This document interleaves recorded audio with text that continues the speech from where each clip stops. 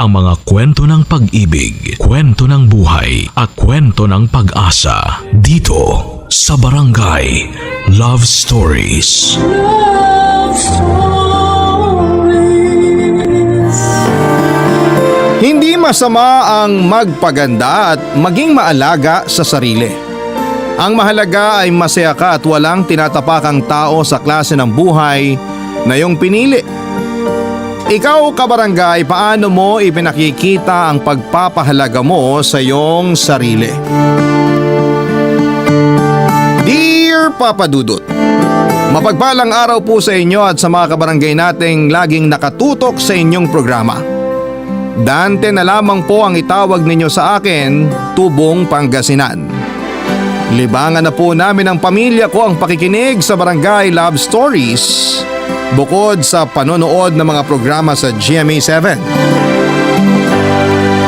58 years old na po ako sa ngayon at yung kwento ko naman ay nangyari 13 taon na ang nakakalipas.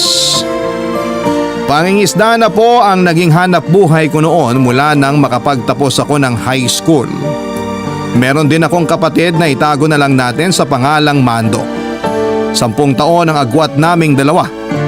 Pareho kami na napinitang magtrabaho sa murang edad pa lamang at hindi na nakapagtapos pa ng pag-aaral dahil ulilang lubos na kami. Maputi naman ako noon, Papa Dudut, at masasabi ring magandang lalaki. Pero nasunog na lamang ang balat ko sa araw dahil sa klase ng trabaho ko. Noong una ay maliit lang ang kinikita ko sa pagsama sa pangingisda. Maliit lang kasi ang bangkang ginagamit namin, pero sa katagalan ay nadagdagan na rin naman yon nang isama na ako ng tiyuhin ko sa laot. May-ari siya ng malaking fishing boat at siya rin ang operator nito. Nang panahong yon, Papa Dudut, ay may kinakasama na ako. Amor na lang ang itawag namin or natin sa kanya. 11 taon ang agwat namin. Dalaga pa siya nang makilala ko at mukha pang mas bata kesa sa edad niya. Mahilig kasi siya sa mga nabibiling beauty products. Maganda siya at maganda rin ang hubog ng katawan. Nahirapan nga ako na ligawan siya noon dahil marami akong naging karibal sa kanya. 2 taon pa lang kaming nagsasama ni Amor, Papa Dudut. At dahil palagi akong nasa laot ay siya lang ang naiiwang mag-isa sa bahay. Kasama ang mga alaga kong aso na sina Batik at Brownie. Hindi pa man kami nagsasama ay alaga ko na ang mga yon. Inaabot naman ng 1 linggo o higit pa yung pangingisda namin, Papa Dudut. Pinakikisuyuan ko na lamang noon si Mando na paminsan-minsan ay bumisita sa bahay at doon na rin matulog para may makasama si Amor. Pero dahil sa trabaho nito ay bihira lang din itong makauwi. Konduktor kasi ng bus si Mando. Kadalasan ay doon na ito nakikitulog sa bahay ng kasamahan nito sa trabaho. Hindi naging madali para sa akin na palagi akong malayo kay Amor, Papa Dudut. Pero tiniis ko ang lahat para makaipon at nakontento na lamang sa ilang araw na nagkakasama kami noon bago umalis para muling sumama sa pangingisda, Papa Dudut.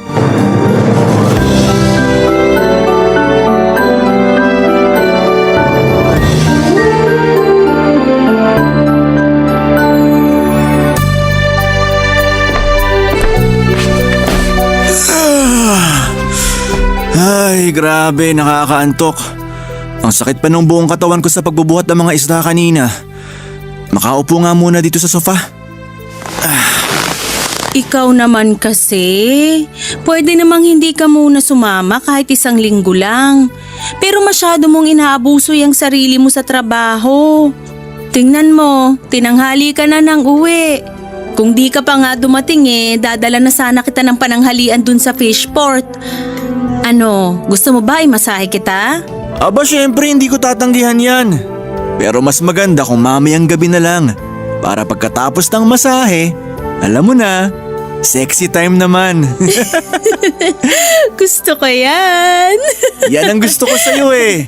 Wala nang arte-arte pa. Ay, teka, may bibigay nga pala ako sa'yo. Mukhang alam ko na kung ano yan. Excited na ako. Ikaw talaga?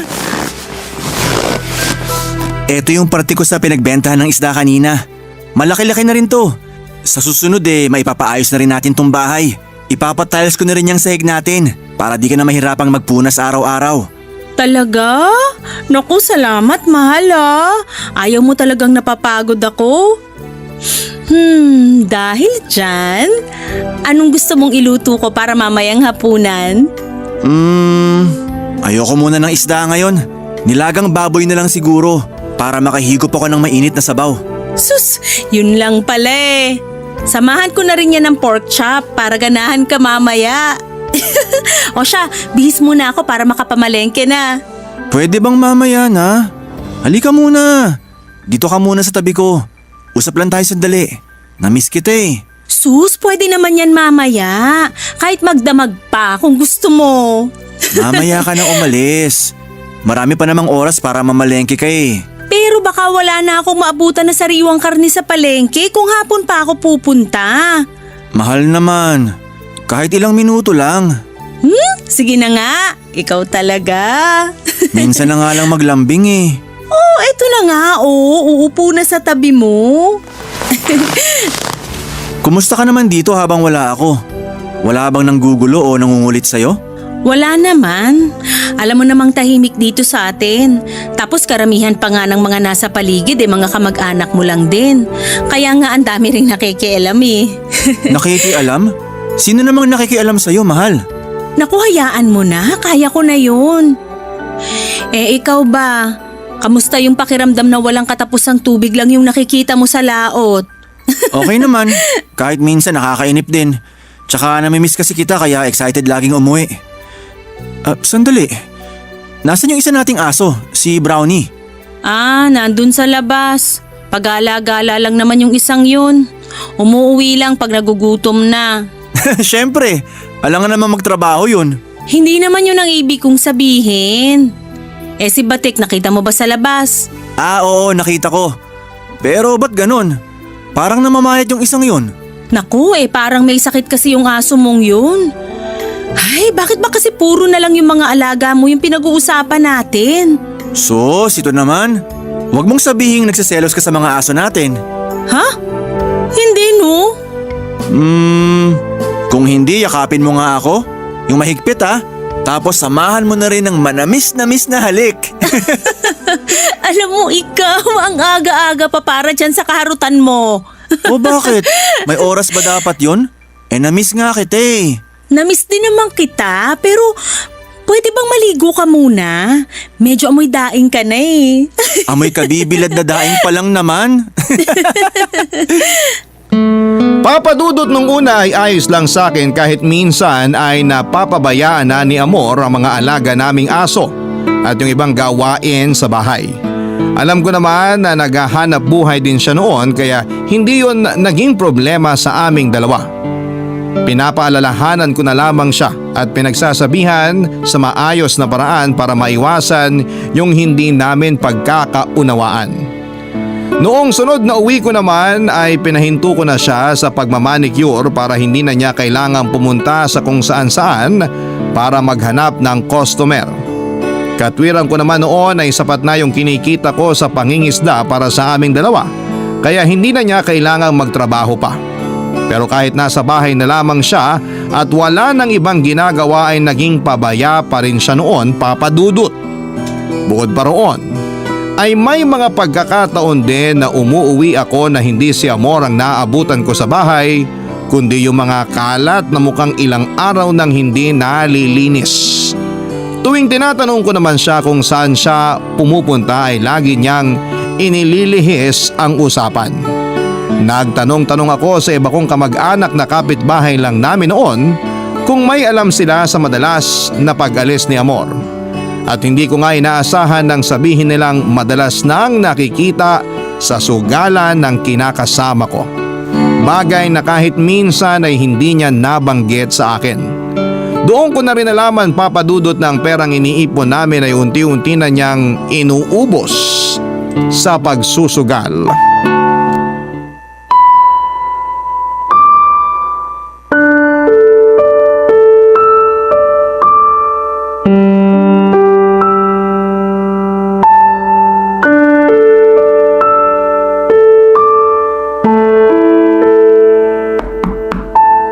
Nandito na ako, mahal.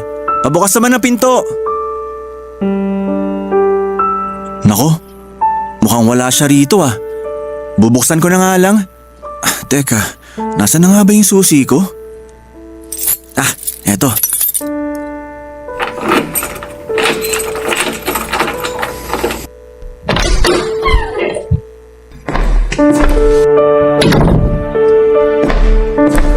Nasaan kaya yung babaeng yun?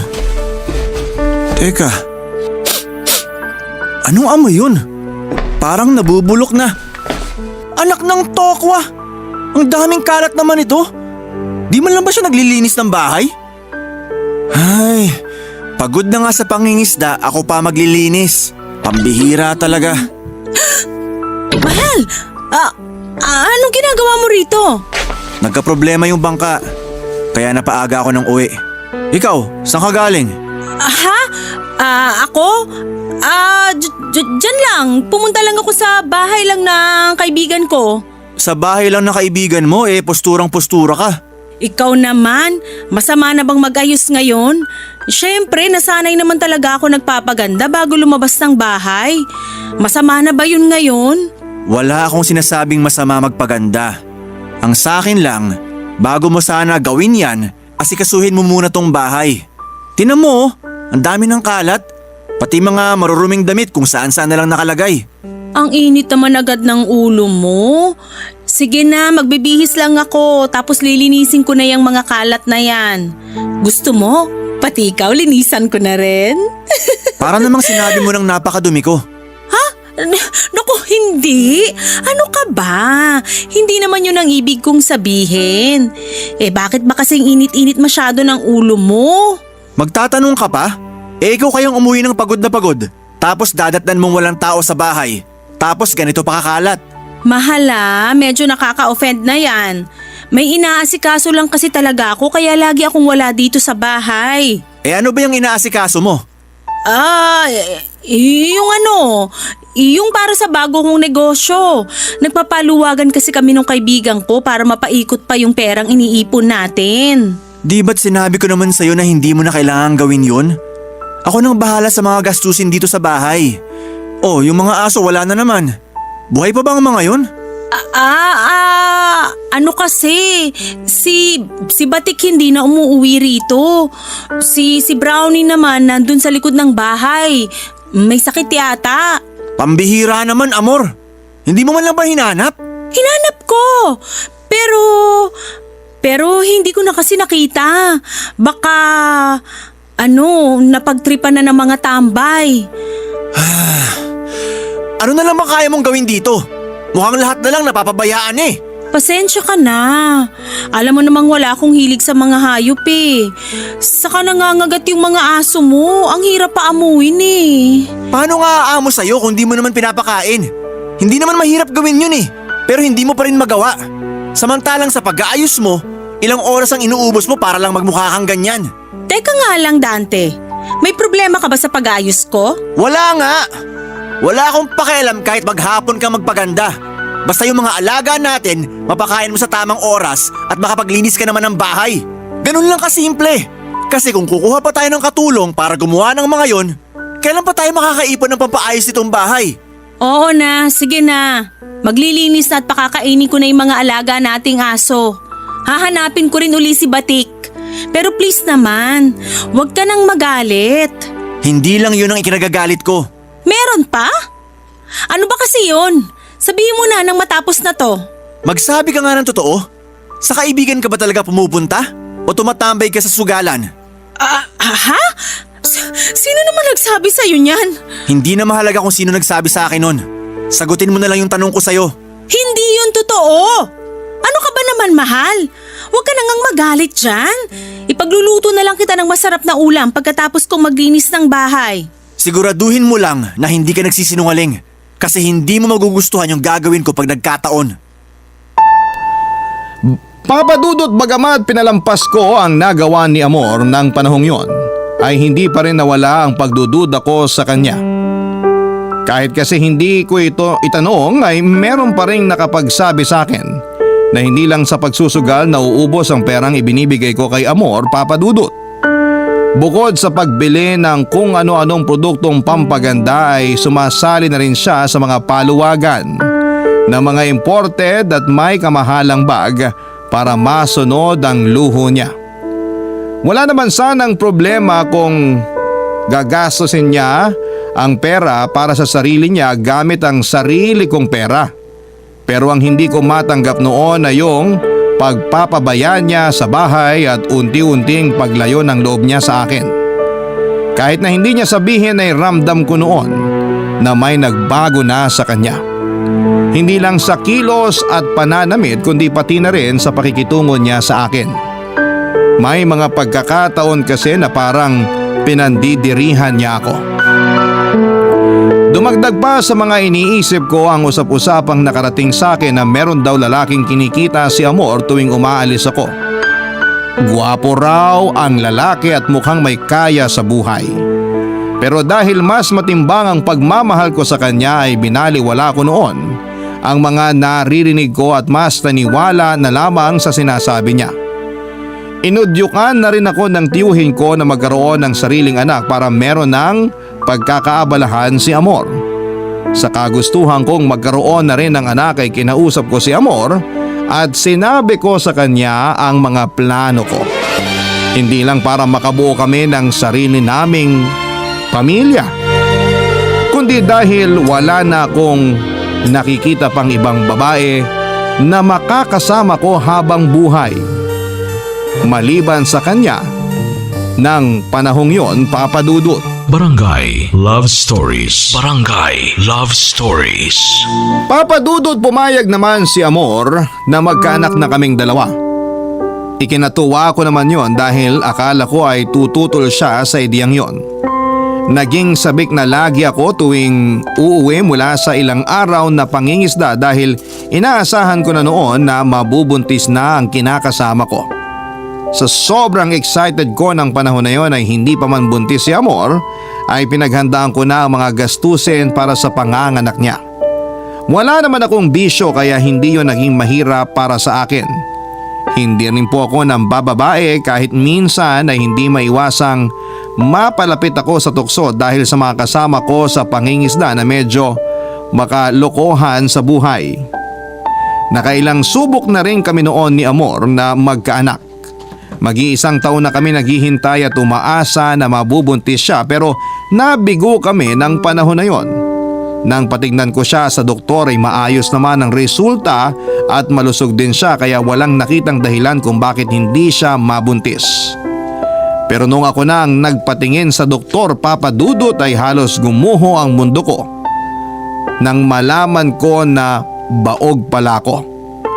Mababa raw ang sperm count ko kaya hindi kami makabuo, Papa Dudut.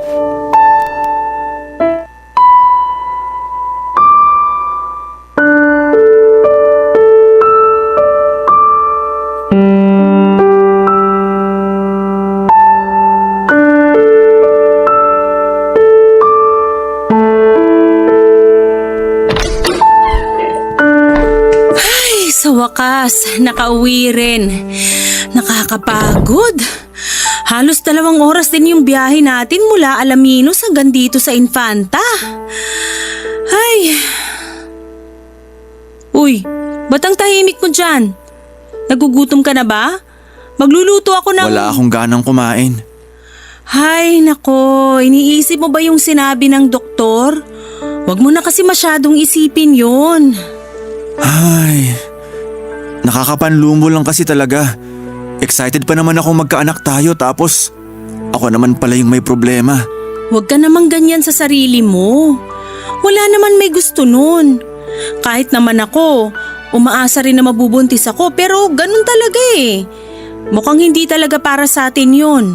Hindi lang kasi yun ang inaalala ko, mahal. Baog ako. Ano pang kwenta ng pagiging lalaki ko kung hindi naman ako magkakaanak? Tumigil ka nga dyan. Hindi lang naman sa pagkakaroon ng anak na susukat ang pagiging lalaki ah. Mabait ka, responsableng tao at wala pang bisyo. Hindi ba pwedeng maging sukatan yon? Hindi eh. Noon ko pa gusto magkaroon ng sariling pamilya. Pero hindi ko pa nahahanap ang babaeng gusto kong makasama ng pangmatagalan. Tapos ngayong nahanap ko na, Tsaka naman… Mahal naman. Pwede naman tayong mag-ampon kung gugustuhin mo lang. Hindi mo naiintindihan, mahal. Ang bigat kasi para sa akin nun eh. Yun na lang sana yung maipagmamalaki ko. Yung balang araw, may matatawag ako na anak ko. Yung sariling dugo at laman ko talaga. Nagsuggest lang naman ako. Yun na lang kasi yung alam kong paraan. Maliban na lang kung magkakaroon ng himala. May punto ka naman eh. Naiintindihan ko naman yung sinabi mo. Pero kahit kasi malaki naman ang kinikita ko sa pangingisda, hindi pa natin kakayanin yung gasto sa legal na proseso ng pag-aampon. Pwede namang hindi na lang idaan sa legal na proseso ah. Sino bang nagsabi sa'yo niyan at paniwalang paniwala ka naman? Nabanggit sa akin ni Chong dahil nagplano na rin siyang mag-ampon noon. Hindi lang magastos kundi matagal din yung proseso. Hindi naman kasi basta-basta yun gaya ng iniisip mo eh. Hindi yun kagaya lang ng pagkupkup ng mga napupulot na aso sa kalye. Na kapag inuwi mo, pinakain at inalagaan, sa'yo na. Ano nga gagawin natin? Magdasal. Huwag muna tayong tuluyang panghinaan ng loob at isipin agad na mag-ampon. Naniniwala ako na pwede pang magkaroon ng milagro, mahal. Milagro? Seryoso ka ba? Oo, seryoso ako sa sinasabi ko. Ipagdarasal ko yun. Hindi ka naman siguro aakyat sa tuktok ng bundok tapos saka mo isisigaw yung hiling mo, no? Kahit ano pa yung pinaka-weirdong bagay na pwede kong gawin, gagawin ko, mahal. Dapat nga binatili na yung anak ko sa edad kong to.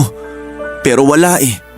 Sige, hindi kita pipigilan sa kung anumang balak mong gawin. Kung sa ganung paraan gagaan yung loob mo.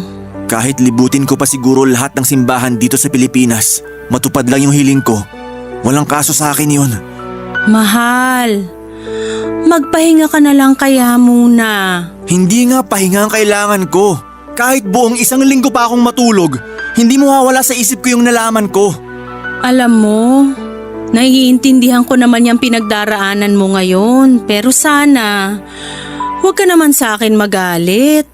Hindi ko rin naman ginusto na mabaog ka. Pumayag na nga ako na magkaanak tayo, di ba? Pwede ba? Mamaya na lang tayo mag-usap. Sige, kung gusto mo, kahit hanggang bukas pa tayo hindi mag-usap. Walang problema. Ang hirap kasi sa'yo. Gusto mo ikaw lang yung iintindihin. Palibhasa, hindi ikaw yung may kakulangan sa ating dalawa. Kaya madali para sa'yo na sabihin yan. Alam mo, mas mabuti pang di na lang muna tayo mag-usap. Mag-isip ka kahit hanggang kailan mo gusto. Papa Dudut, hindi lang yon ang huling beses na nagkaroon kami ni Amor ng pagtatalo. Hindi kasi naging madali para sa akin na tanggapin na hindi ako magkakaanak pa. At lagi niya ring ipinipilit noon na mag-ampon na lamang kami. Siguro kung meron man sa mga nakikinig ngayon yung pareho sa sitwasyon ko ay maunawaan din ang pakiramdam ko ng panahon na yon. Para kasi sa isang tulad ko na gustong magkaanak, parang katapusan na ng mundo nang malaman ko na baog ako. Ilang araw din akong hindi makausap ng maayos at nawalan din ng ganang sumama kina Chong sa pangingisda. At dahil naiintindihan naman nila ang sitwasyon ko ay hinayaan na muna nila akong magpahinga ng ilang linggo. Malungkot din ang naging Pasko at bagong taon namin dahil wala akong ganang mag-celebrate pa ng panahon na yon. Palagi lang akong nasa bahay samantalang si Amor ay hindi noon nawawala ng lakad. Hinayaan ko naman siya na makipagkita sa mga kaibigan niya kesa naman lagi na lamang kaming nagtatalo sa bahay. Sa mga araw-araw na nasa bahay ako, Papa Dudut, ay napansin ko ang pagbabago sa ikinikilos ni Amor. Mas napapadalas ang pag-alis niya ng bahay. Tuwing umuwi naman siya ay laging may dalang mga tsokolate o di kaya naman ay mga bulaklak. Tuwing tinatanong ko naman siya, ang sinasagot lamang niya ay bigay yon ng mga kaibigan niya. Hanggang sa umabot na nga na magkaroon kami ng pagtatalo, Papa Dudut.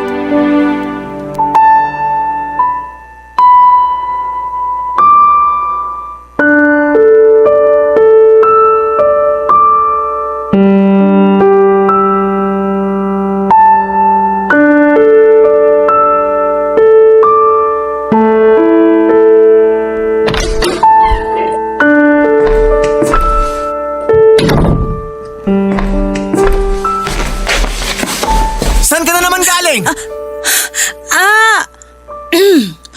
Nagkayayaan lang kami ng mga kaibigan ko. Napasarap lang yung kwentuhan. Ikaw, bakit gising ka pa? Di ba dapat natutulog ka na? Tigilan mo nga ako sa kalokohang yan. Araw-araw kayo nakikita ng mga kaibigan mo. Tapos inaabot pa kayo ng 10 oras ng gabi. Anong klaseng kwentuhan ba ginagawa nyo, ha? Makatanong ka naman, parang iba na yung tinutumbok mo eh. Anong gusto mong isipin ko? Maghapon kang wala rito. Ni hindi ko alam kung saan ka pumunta dahil basta ka na lang din umaalis. Ganon. Dapat pala, sa bawat oras na aalis ako, magpapaalam pa ako sa'yo. Ang higpit mo naman. Hindi kita pinaghihigpitan. Babae ka. Hindi maganda yung inaabot ka pa ng gabi sa labas. Tapos hindi ka man lang nagsasabi. Maghapon ako nag-aalala. Nakapagtanong-tanong pa ako sa mga kapitbahay kung may nakakita sa'yo. Pero alam mo kung anong nalaman ko? Anong nalaman mo? Kita mo na? Sa reaksyon mo pa lang na yan, halatang may itinatago ka sa akin. Kung ako sa'yo, umamin ka na lang. Kesa ipamukha ko pa sa'yo yung kagaguhang ginagawa mo. Anong kagaguhan? Sinabi ko naman, di ba? Mga kaibigan ko lang yung kasama ko kanina. Hindi naman mahirap intindihin yon. Sige, pagbibigyan kita. Akin na yung cellphone mo at tatawagan ko yung sinasabi mong kaibigan. Kapag mali ako, tatanggapin ko yon. Pero kapag ikaw ang mali, hindi ko na yun palalampasin pa. Hindi. Nagpapahinga na yung tao tapos iistorbohin mo pa dahil lang dito? Talaga ba? Kung wala kang itinatago sa akin, hindi ka matatakot na kausapin ko yung sinasabi mong kaibigan. Akin na yung cellphone mo! Hindi! Kahit ano yung sabihin mo, hindi ko ito ibibigay sa'yo. Ibibigay mo ng kusa o sapilitan ko yung kukunin dyan sa bag mo? Wala akong ibibigay. Tapos ang usapan. Akala mo ba hindi ko napapansin yung pag-aayos mo? Na dati naman hindi mo ginagawa? Yan. Yan kasing hirap sa inyong mga lalaki. Pag nag-aayos kami, minamasama nyo. Pag nagmukha naman kaming losyang, maghahanap kayo ng ibang mas maganda sa amin. Alam mong di yan ang pinupunto ko. Ano? Parang masyado kasing big deal sa'yo yung pag-aayos ko eh. Kung alam mo lang, ang dami kong naririnig tungkol sa'yo. Sa pagsusugal mo, sa pagsali mo sa paluwagan ng mga mamahalin mong bag. Aanin mo ba yung mga yon? Hindi tayo mayaman. Kaya naman pala galit na galit ka. Ayaw mong gastusin ko yung pera mo. Yung mga bag na galing sa paluwagan, pwede ko rin ibenta yung mga yon pag nagipit tayo. Hindi tayo magigipit kung marunong ka magtipid at gamitin ang pera sa tama. Kung di mo ako pinatigil sa pagtatrabaho, di sana kumikita ako ng sarili kong pera at hindi ko na kailangang umasa sa'yo. Sa tono ng pananalita mo, parang pabigat lang ako sa'yo eh. Wala sanang problema sa paggastos mo kung nagagamit mo sa tama yung pinaghirapan ko. Hindi mo ba naiisip? Ang swerte-swerte mo. Ikaw, nandito ka lang sa bahay. Nagagawa mo lahat ng gusto mo. Nabibigay lahat ng luho mo. Samantalang ako, nagtitiis ang laot kahit nakakalungkot kasi ang layo-layo ko sa'yo. Huwag ka na lang kasing magbigay kung isusumbat mo lang din naman. Kaya ko rin kumita ng sarili kong pera. Hindi tayo magtatalo at mauuwi sa sumbatan kung di ka lang sana gumagawa ng kalokohan. Wala eh. Ayaw mo pa rin umamin. Kung ganito lang din naman tayo, mas makakabuti siguro kung lalayo muna tayo sa isa't isa. Yan ba yung gusto mo? Sige, walang problema. Ako na lang yung aalis. Dahil sa pagtatalo naming yon, Papa Dudut, ay umalis ng bahay si Amor. Hindi ko alam kung saan siya pumunta at pansamantalang nakituloy mula noong umalis siya. Pero wala pang 1 linggo ay bumalik siya at nagmakaawang patuloyin ko pa rin sa bahay ko. Hati ang emosyon ko noon dahil hindi pa rin nawawala ang galit ko sa ginawa niya. Pero sa kabilang banda ay natuwa ako na pinili pa rin niyang bumalik sa akin. Hindi ko naman siya maitatangging mahal ko pa rin siya noong panahong yon. Mas pinili ko noon na hindi na lamang pakinggan ang mga kwentong naririnig ko mula sa mga kamag-anak ko. Tutol kasi sila sa desisyon kong pabalikin si Amor. Lalo na yung kapatid kong si Mando. Baka raw kasi hindi ko nakilala yung babaeng pinatutuloy ko sa pamamahay ko. Ilang linggo mula noong magsama ulit kami ni Amor ay napadalas ang pagkahilo niya at pagsusuka tuwing umaga. Bukod pa roon ang ilang palatanda na maaaring buntis nga siya ng panahong yon, Papa Dudut. Barangay Love Stories. Barangay Love Stories. Papadudot natuwa ako nang makumpirmang buntis si Amor. Sa pag-aakalang nagkaroon nga ng himala kahit napatunayan ng baog ako.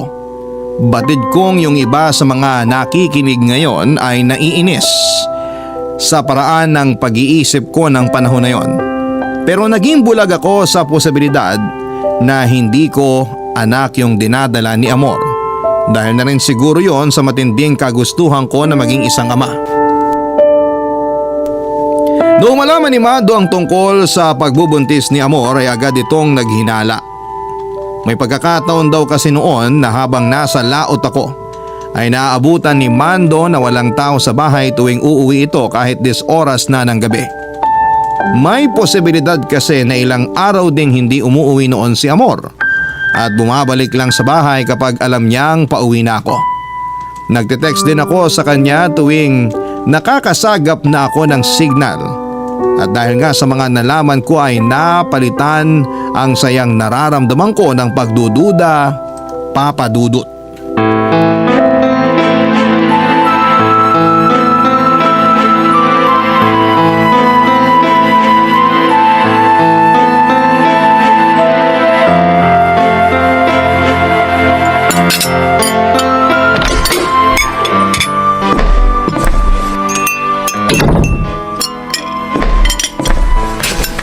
Oh, mahal! Nandiyan ka na pala. Halika na, naghahanda na ako ng Sa hapunan. tingin mo makakakain pa ako? Matapos kong malaman yung tungkol sa mga kalandian mo habang wala ako? Ano na naman ba yun? Pwede ba? Huwag ka na magmaang-maangan pa. Dahil marami na rin nakakita sa'yo na kung sino-sinong lalaki ang nakakasama mo tuwing wala ako. Paulit-ulit na lang tayo, Dante. Wala nga akong lalaki. Baka yung nakita nilang kasama ko nung araw na yun yung kasali rin sa paluwagan. Paluwagan? Huwag mo nga akong ginagago. Paluwagan ng bag? Sasali yung mga lalaking nakitang kasama mo? Alam mo, ayoko makipagtalo sa'yo. Makakasama pa sa pagbubuntis ko yung ginagawa mo. Alalahanin mo, anak mo tong dinadala ko. Ha? Bakit? Gaano ka ba kasiguradong sa akin yung dinadala mo, ha? Baka naman bunga na yan ang kalandian mo.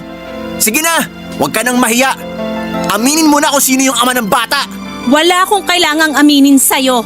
Ikaw ang ama ng batang to at hindi kung sino lang. Akala ko ba gustong-gusto mo maging tatay? Oo, gusto ko maging tatay. Pero hindi sa paraang sasaluhin ko yung bunga ng kalandian mo. Hanggang kailan mo ba ipipilit na hindi ikaw yung ama nito, ha? Naduduwag ka na ba? Kaya pinapasa mo na lang sa iba yung responsibilidad mo? Wala akong ipinapasang responsibilidad. Alam mo sa sarili mo na hindi ako ang ama niyan. O baka naman hindi mo na rin alam kung sino sa kanila. Tumigil ka na! Sumusobra ka na sa mga binibintang mo sa akin! Ano akala mo sa akin? Pokpok na basta na lang titihaya sa kung sinong makakasama ko? Nakita ka ng tiyahin ko. Nadatnan ni Mando na walang tao dito sa bahay 10 oras ng gabi at ilang beses pa yung naulit. Sige nga, ipaliwanag mo yun ngayon. Makikinig ako. Baka sakaling paniwalaan ko pa yung kasinungalingan mo. Ano? Di ka na makapagsalita? Kasi, totoo. Totoo lahat ng mga sinasabi nila tungkol sa'yo. Pagod na ako. Kaya kung may ginawa ka, umamin ka na lang. Hindi yung pinagmumukha mo pa akong tanga. Sabihin mo na lang sa akin yung totoo. Bakit naghanap ka pa ng iba? Sorry. Nadala lang ako ng tukso. Eh di inamin mo rin. Bakit ka natukso? Dahil ba mas gwapo sila at mas mabango? Hindi. Huwag ka nang mahiya. Sabihin mo na lang yung totoong dahilan. Hindi ka nga nahiya nung nanlalaki ka eh. Huwag ka na magpanggap na mahiya ka pa dyan sa katawan mo. Sige. Gusto mo ng diretsahang sagot? Oo, mas gwapo sila. Mas mabango at mas magaling sa kama. Yun ba? Yun ba yung gusto mong marinig? Huwag mong sipain yung panang mesa. Sa akin kagalit, di ba? Alam mo kung bakit ako nagkakaganito? Kasi yung katwiran mo. Alam mo naman kung anong trabaho ko. Mangingisda ako, Amor. Malansa at mainit sa laot. Anong inaasahan mo pagbalik ko? Maputi at mabango pa rin ako? Hindi ako tanga! Alam ko naman yon, pero sana hindi mo pa rin pinabayaan ang sarili mo! Tingnan mo yung itsura mo! Mapapagkamalan ka ng tatay ko! Ang lupit mo! Inibutan mo na ako sa ulo! Iniinsulto mo pa ako! Sino ba nagsimula nito? Di ba ikaw rin naman? Hindi ko yun gagawin kung nagtino ka lang sana! Tigilan na natin to. Pagod na ako makipagtalo sa'yo. Bukas na bukas din, umalis ka na sa pamamahay kong to. Ayoko nang makita ni anino mo rito. Papadudot kong nahirapan akong tanggapin yung pagiging baog ko. Hindi ko akalaing mas mahihirapan pala ako na tanggapin ang panlulokong ginawa ng babaeng balak ko pa sanang pakasalan ng panahong yon. Umalis nga si Amor kinabukasan.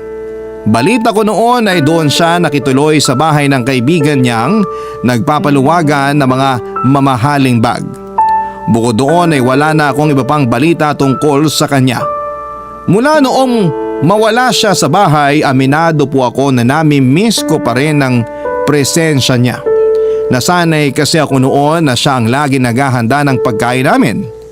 Sa pagkawala niya sa bahay, siya namang pagbalik ng alaga kong aso na matagal-tagal na rin hindi umuwi. Kahit papaano ay nabawasan ang lungkot na nararamdaman ko noon. Alam ko na tama lang ang naging desisyon kong palayasin siya para ipamukha ang panlolokong ginawa niya sa akin habang nagpapakahirap akong magtrabaho para sa aming dalawa. Pero may parte sa akin na pinagsisisihan kong itinaboy ko siya. Dahil na rin siguro mahal ko pa rin siya noon sa kabila ng lahat ng maling nagawa niya. Hindi ko inaasahang babalik siya sa akin makalipas lang ang halos 1 buwan mula nang palayasin ko siya.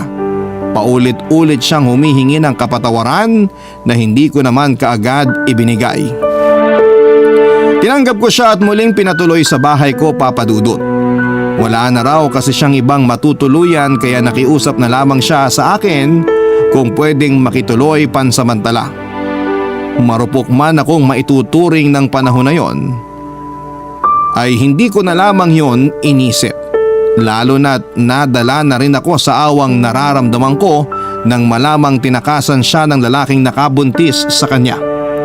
Alam ko rin kasi na hindi siya babalik sa akin at makikiusap na patuloyin kung may iba pa siyang malalapitan. Inisip ko na lamang noon ang batang nasa kanyang sinapupunan na walang kamalay-malay sa ginawa niyang kalokohan. Ilang buwan ding malamig ang pakikitungo ko sa kanya at batid ko na aalis din siya kapag nakahanap na ng malilipatan, pero habang tumatagal ay mas lalo pong naging mahirap para sa akin na paalisin siya sa ganong kalagayan niya, Papa Dudut.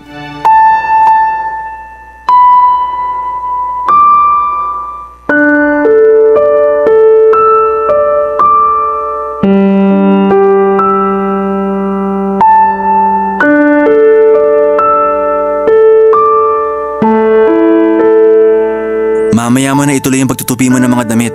Mag-almusal ka na muna rito. Nagtimpla na ako ng kape. Mamaya na lang ako. Mauna ka na. Anong oras ka pa matatapos dyan? Kaya mag-almusal ka na muna. Hindi rin maganda sa buntis na nagpapalipas ng gutom. Sige. Salamat ha. Medyo hirap ka na sa pagtayo ah. Oo. Maselan kasi tong pagbubuntis ko, kaya kahit 5 buwan pa lang medyo hirap ng kumilos. Sa susunod, hayaan mo na lang yung ibang mabibigat na gawain dito sa bahay. Gawin mo kung ano lang yung kaya mo. Dito ka na muna pauuwiin si Mando para may makakasama ka tuwing aalis ako. Pwede ka rin magpatulong sa kanya sa paglilinis dito. Ha? Naku, wag na. Kaya ko naman. Tsaka nakakahiya naman sa kapatid mo kung maaabala ko pa siya Pagod din yun sa trabaho. Hayaan mo na. Nakausap ko na siya kahapon. Mamayang gabi dito na yung tutuloy pagkagaling sa trabaho. Sandali. Alalayan na kita sa pag-upo.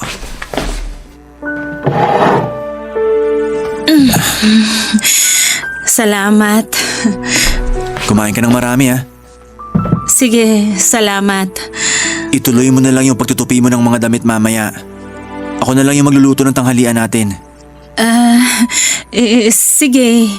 Ikaw ang bahala. Nga pala, tuloy pa ba yung paglipat mo? Oo, tuloy naman yun. Ano kasi, kulang pa yung naitabi kong pera para sa pangrenta. Pasensya ka na kung natagalan na ako rito sa bahay mo. Huwag ka mag-alala, siguro mga 1 buwan na lang at makakaalis na rin ako. Hindi naman kita pinapaalis. Naitanong ko lang kasi sabi mo nga masela niya pagbubuntis mo. Baka lang mahirapan ka kung lilipat ka pa. Pero paano ka magkakaroon ng bagong girlfriend kung nandito pa rin ako sa bahay mo? Baka maging dahilan pa ako ng… Wala naman akong nililigawan, kaya imposibleng magkaroon ako ng girlfriend. Ay, wag na nga natin pag-usapan yan. Ganito na lang, wag ka na munang umalis. Wala namang kaso sa akin kahit dito ka tumira hanggang sa makapanganak ka. Tutulungan na rin kita sa gastusin. Tsaka mo na lang ako bayaran kapag kaya mo na. Seryoso ka ba? Ayos lang yun sa'yo? Oo nga. Kaya asikasuhin mo na lang yung sarili mo at yung batang dinadala mo. Wala ka nang kailangan pang alalahanin. Salamat talaga ha. Hindi ko akalain na tutulungan mo pa rin ako sa kabila ng… Yan na naman tayo eh. Nakalipas na yon. Tsaka ayoko na rin pag-usapan pa. Ang mahalaga maayos ang kalagayan mo at ng batang nasa sinapupunan mo. Napakabait mo talaga, Dante. Lalo ko tuloy pinagsisisihan na niloko kita. Sana mapatawad mo pa ako. Alam mo, aaminin ko, mahal pa rin kita sa kabila ng ginawa mo. Pero masakit pa rin kasi para sa akin yun. Kaya hindi ko pa magawang magpatawad sa ngayon. Ikaw, kung makakapaghintay ka, baka sakaling bumalik pa tayo sa dati. Yun eh kung ako pa rin ang gugustuhin mong makasama. Maniwala ka man o hindi, sobrang pinagsisisihan ko na lahat ng nagawa ko. At kahit tanungin pa ako ng 100 beses, ikaw pa rin yung gugustuhin kong makasama sa buhay. Kung ganon, bigyan mo lang sana ako ng sapat na panahon. Dahil sa oras na patawarin na kita, aayain na kita magpakasal. Kung hindi ka kayang panagutan ng ama niyang dinadala mo, aakuin ko ang batang yan. Aalagaan ko kayong mag-ina. Pero sana hindi ka na maghanap pa ng iba. Hindi na. Promise, hindi na. Magpapakatino na ako. Hindi lang para sa'yo, kundi para na rin sa magiging anak natin. Papa Dudu, tinupad naman ni Amor ang pangako niya na magbabago na siya. Ibinenta na niya ang mga mamahaling bag na nakuha niya mula sa paluwagan at itinabi ang pera para sa panganganak niya. Hindi naman nagtagal ay napatawad ko na rin siya, Papa Dudut. Hindi nga pala talaga ganon kadaling magpatawad kapag mabigat ang naging kasalanan sa iyo ng isang tao. Pero nang panahon na yon ay mas nangibabaw ang pagmamahal ko sa kanya. Doon ko kasi napagtanto na hindi ko pala kayang mapalayo sa akin si Amor. Hindi naman ako nagsisi na binigyan ko pa siya ng isa pang pagkakataon dahil maganda ang naging resulta nito. Lalaki po ang sanggol na isinilang niya, Papa Dudut. At gaya ng pangako ko ay inako ko ang bata at inalagaan na parang isang tunay na anak. Pinalaki namin ito ng maayos at sinuportahan ko naman ang pag-aaral nito. Ikinasal na rin kami ni Amor nang magkaroon ng kasalang bayan sa amin. Kaya naman mas tumibay pa ang naging pagsasama naming dalawa. Sa ngayon, Papa Dudut, ay binatilyo na ang anak naming si Leonard. Ipinagtapat naman ng asawa ko ang tungkol sa tunay nitong ama at hindi na yon pinatagal pa. Natuwa naman ako dahil sa murang edad pa lamang ay malawak na ang pangunawa nito. Masaya na rin ako dahil nagkaroon ako ng isang masaya at buong pamilya matapos ang mga pagsubok na pinagdaanan namin ni Amor. Hanggang dito na lamang po ang kwento ko, Papa Dudut. Sana ay nagustuhan niyo po ito at kahit papaano ay kinapulutan din po ng aral. Maraming salamat po sa inyo at sa bumubuo ng Barangay Love Stories. Isang karangalan po na mabigyan ako ng pagkakataon na maibahagi ko ang kwento ko dito sa inyong programa. Number 1 po kayo sa puso naming mga solid ninyong taga-pakinig. Maraming salamat po and God bless sa inyo, Papa Dudut. Ang inyo pong forever kapuso at kabarangay, Dante. Nagustuhan ng iyong napakinggan? Ituloy yan via live stream sa www.gmanetwork.com/radio. Barangay LS 97.1 Forever